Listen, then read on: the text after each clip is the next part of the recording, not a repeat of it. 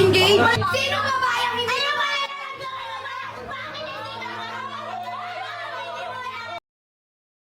Disappointed ang partner ni Mama Marie na si Landon sa naging selebrasyon ng kanyang kaarawan sa latest episode ng reality show ng Toro Family dahil bagamat present umano ang mga kaibigan at tinuturing niyang pamilya. Ngunit tila hindi raw nila na-enjoy ang party dahil sa gulong ginawa ng mga baguhang miyembro ng Toro Family.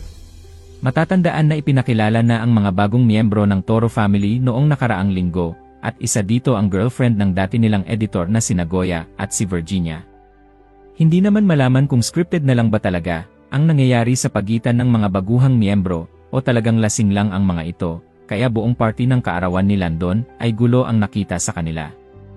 Nagsimula kasi ito nang makita ni Nagoya na dumidikit di umano si Virginia sa boyfriend niya, kaya agad na nagkasigawan ang mga ito. Ni Virginia, kinausap lamang umano niya ang boyfriend ni Nagoya tungkol sa trabaho nila at wala raw itong mali siya, ngunit sinabunutan umano agad siya ni Nagoya. Mas nagkagulo pa sila nang mahawakan ni Nagoya ang hinaharap ni Virginia at dito nagsimulang magwala ang dalawa. Ayon kay Virginia, virgin daw kasi siya, kaya sensitive siya sa mga pahawak-hawak sa kanya ng kung sino man. Nagkaroon din umano siya ng trauma sa babae na nanghahawak ng maselang parte ng katawan dahil naranasan na raw niya ito nung high school siya. Samantala, bago pa tuluyang magkasakitan ang dalawa, ay kaagad na inawat sila ni Tony at inilayo sa mga tao upang pakalmahin.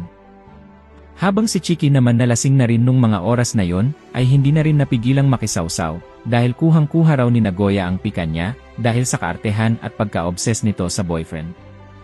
Kung tutuusin daw kasi, ay hindi naman kaagaw-agaw ang boyfriend nito, kaya wala raw itong dapat ipag-alala dahil wala raw silang balak agawin ito.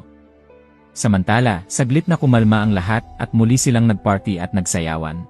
Gayunpaman, sa gitna ng sayawan ay makailang beses pang nakita ang dalawa na nagsabunutan at nagkasakitan na makailang beses ding inawat ni Tony. Maging si Landon na sanay nagsasaya sa kanyang party, ay nakikiawat din, kaya inamin nitong hating saya at lungkot ang naramdaman niya sa naging kinalabasan ng kanyang birthday celebration. Si Tony naman ay napatanong na rin sa kanyang sarili kung tama bang ipinasok niya sa Toro Family ang mga baguhang miyembro dahil nagsasanhi na raw ang mga ito ng gulo sa pamilya.